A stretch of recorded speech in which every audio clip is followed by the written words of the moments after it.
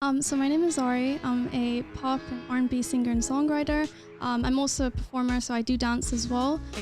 I always say I sang since birth, I feel like. Do you know, like, some people just naturally have their thing, and mine was just always singing, so because I just had to kind of do everything on my own. I think on the one hand, it's very fun because you get to do everything independently, you get to have full creative control. So in terms of the studio situation, I traveled down to London and I work with a producer there, and then but I had to find those connections myself as well. So I was just kind of DMing every producer I could find, just like, can I please work with you? But the only time you see them is when obviously you're asleep, and it's sad in that sense. But even in the song, if you look at the lyrics, it's kind of like being better off without someone, but you can still miss them at some points.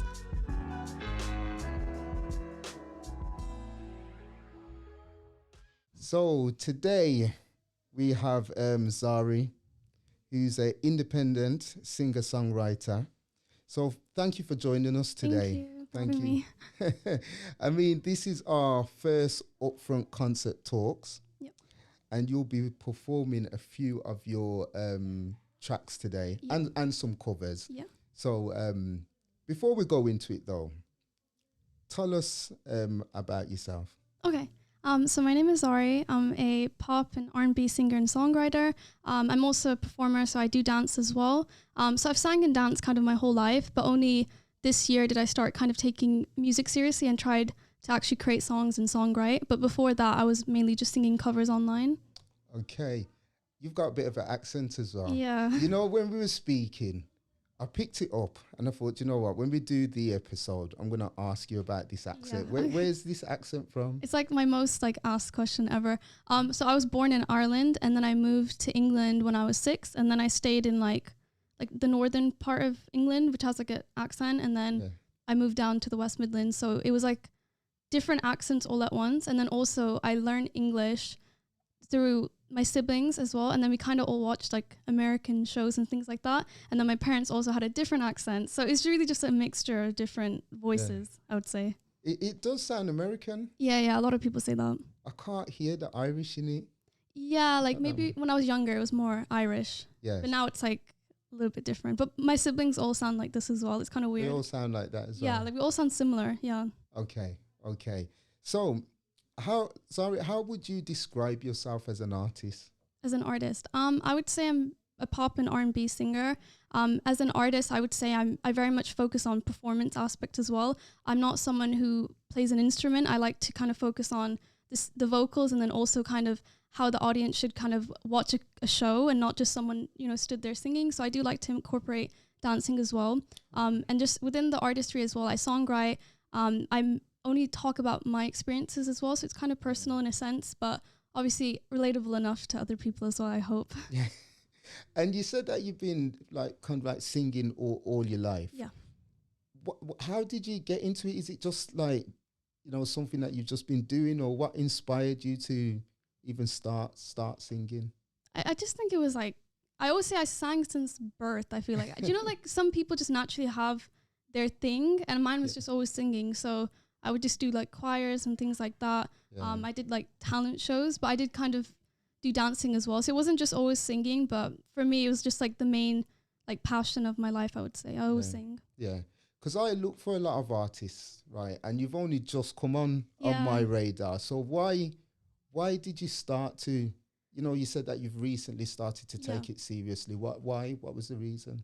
So because my whole life, I always knew I wanted to be a singer, and I knew that I knew I had to write songs, but I wasn't very good at it. So I kept applying for things like open mic nights and stuff like that. And then a lot of them did say you need to have original music. You can't keep doing covers. Yes. So that's kind of when I took it seriously this year, because I just thought I need to actually try my best to make my own music. Otherwise, I can't really call myself an artist. I won't really know what type of music I should be making if I'm not actually trying. So it was just kind of to do with that. And then obviously once you have original music, you can actually do live shows and there's more, I don't know how to word it. There's just kind of more to it when you make your own music, I feel like, than just singing covers, because you can be a great singer, but if you don't know what your sound is, it's not really going to help you.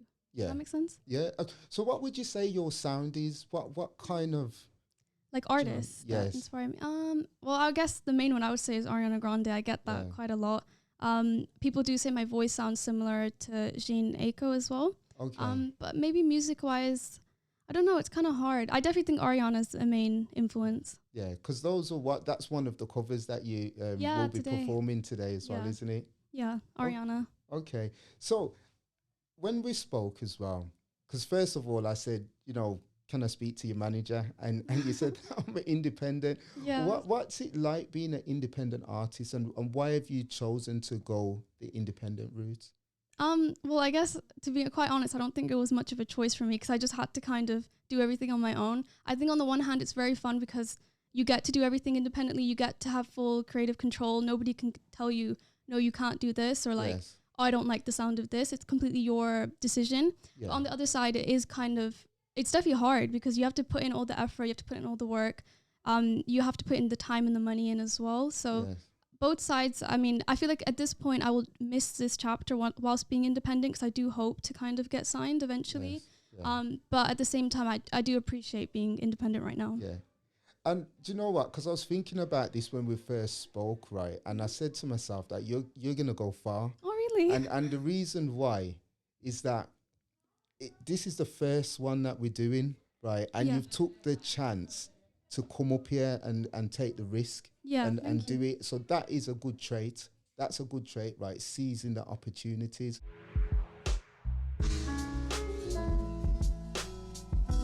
How do you find it as an independent artist? One, being a female. Yeah. And two, doing everything yourself. So booking studio time, the artwork, uploading your tracks, promoting it as well. Yeah. What is the process that you have to follow, and what are some of the challenges that you've faced on the journey?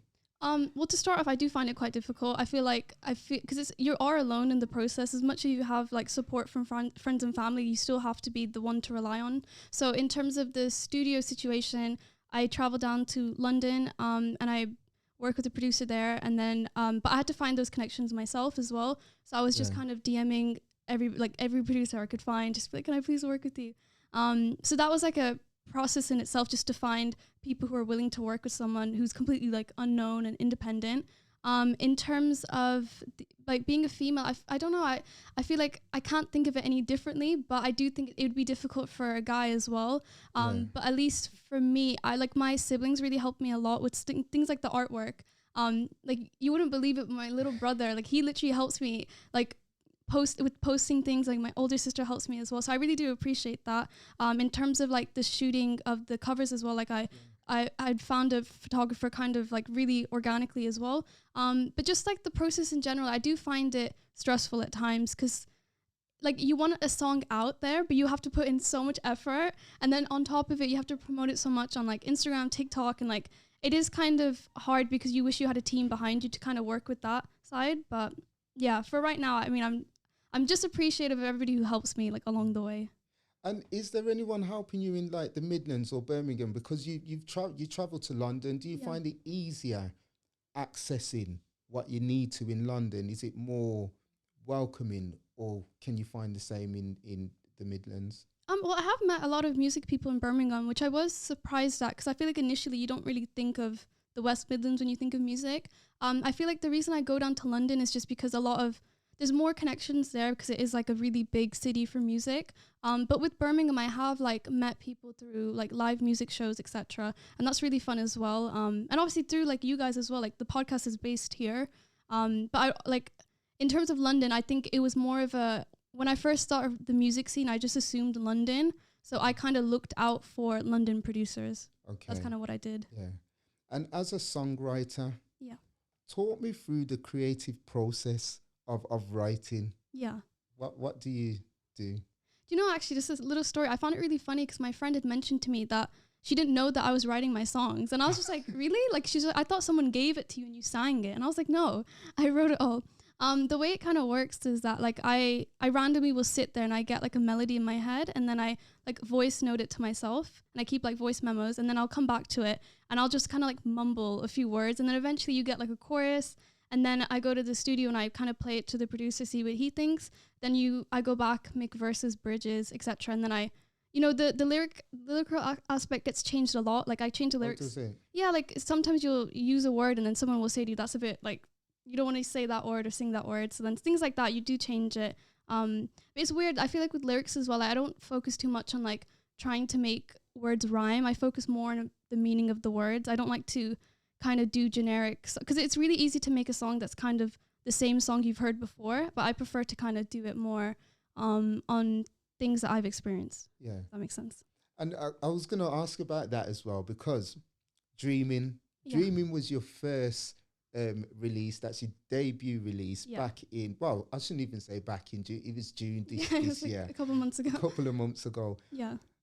Is that from personal experiences? And, you know, talk to us about that song, Dreaming. Yeah. Okay, so Dreaming was my debut single. It's a really sweet song. It is actually quite sad. I don't think people realize it's a sad song.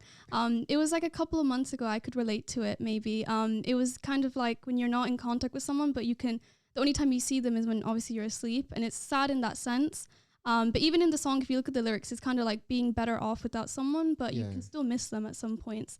And yeah, it's a sweet song in the sense of it is still about being in love with someone, but yeah, it's more about moving on, I would say, and just kind of leaving it in the dreams aspect.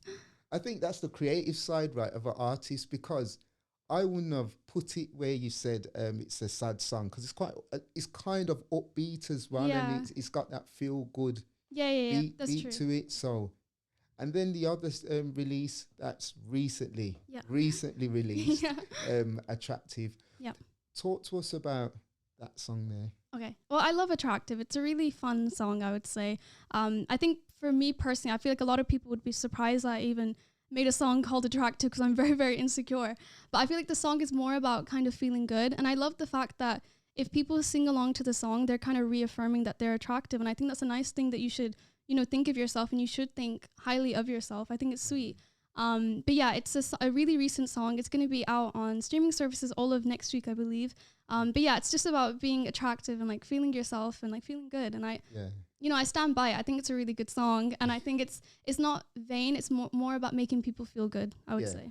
Okay, so I want to talk about your first performance, because again, I didn't think that was your first performance. Oh, really? In Birmingham. So it was Live Vibe. Yeah. And Vanessa and her team are doing a great job over there to really put a spotlight on up and coming artists. And I think that's one of the reasons why, or one of our inspirations for doing this.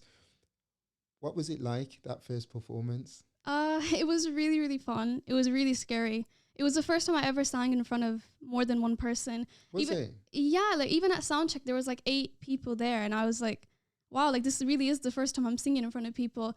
I was really, really nervous. But once I was on stage, like it was just really fun. And I felt like I told myself beforehand that if this isn't for me, I'll know it once I'm singing. Like if you really are like too nervous to sing in front of people, maybe this isn't, the career for you. But once I was on stage, I was just like, wow, I just love it so much. And even when I finished the set, I was just like, wow, I just want to do it again. Like it's just so much fun, like to sing in front of people and to get like nice reactions out. Like it's just amazing, honestly. I'm really grateful that they let me perform. And with that as well, because when you say that you've got those insecurities, it's hard to imagine that because of the things that you do.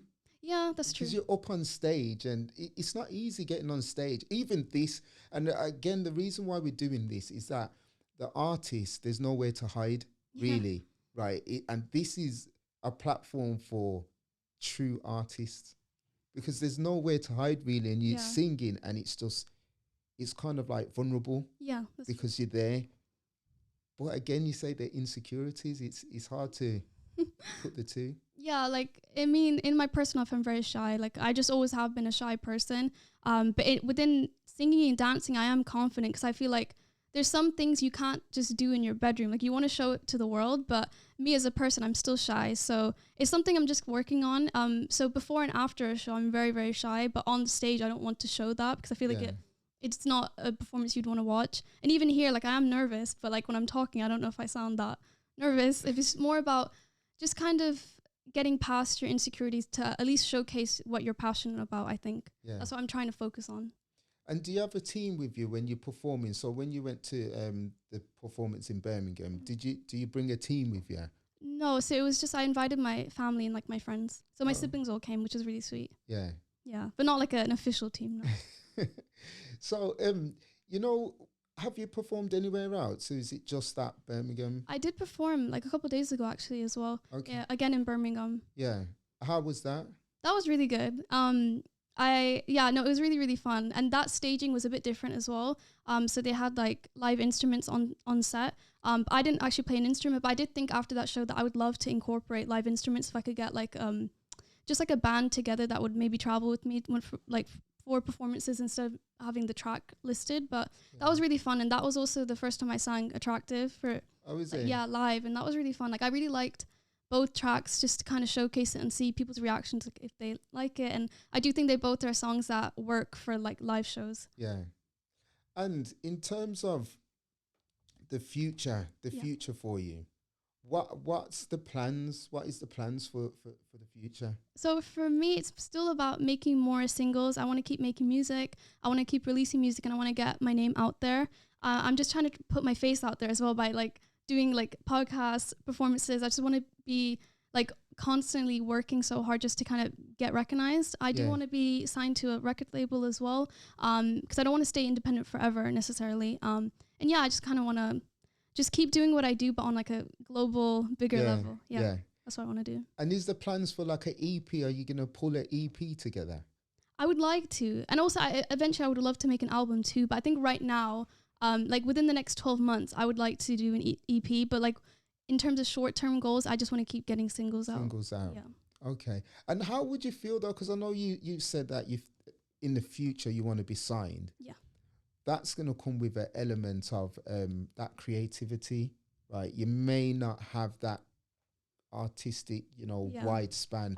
How would you feel about that? I think it's about signing with a label that believes in you and understands your kind of goal as well. Obviously, I do understand like things signing late contracts, it's kind of scary, but I do want to find a team that kind of agrees that we can kind of come to an agreement together and not necessarily have it just one way or the other. Because also I do think that like a label would have a lot more experience obviously than me, and they kind of know what the general public would want more than I could ever imagine. So I would still take like their advice on board as well. But I would never want it to be a case of just being fully controlled and then not having like any creativity. That would be really like sad. And moving forward, because we're about to wrap this section up now. But how can anyone, so if someone wanted to book you, right, what is the process for someone to book you for an event? I think contact me via Instagram, like DM me. That's kind of how I've had opportunities like the podcasts and things like that. I think that's probably the best way because I don't have a manager yet. So it's just directly contacting me. Yeah. And is there plans for any collaborations as well? If somebody wanted to, collaborate with you, what kind of artist would you be interested in working with? Well, I've actually had a few, but it's kind of hard to organize because a lot of people are abroad as well. Yeah. So I would love to do a collab. I've always wanted to. I would love to work with like different rappers. Like either I would feature as like a vocal on the chorus, or the other way around if they featured on my like song. But again, I would want to work with like pop and R&B artists. Yeah. Well, Zari, we wish you all the best for the future. So Thank you for coming up. You are going to perform some songs for us today. So we'll get you all prepared and ready, and then we're going to do our performance.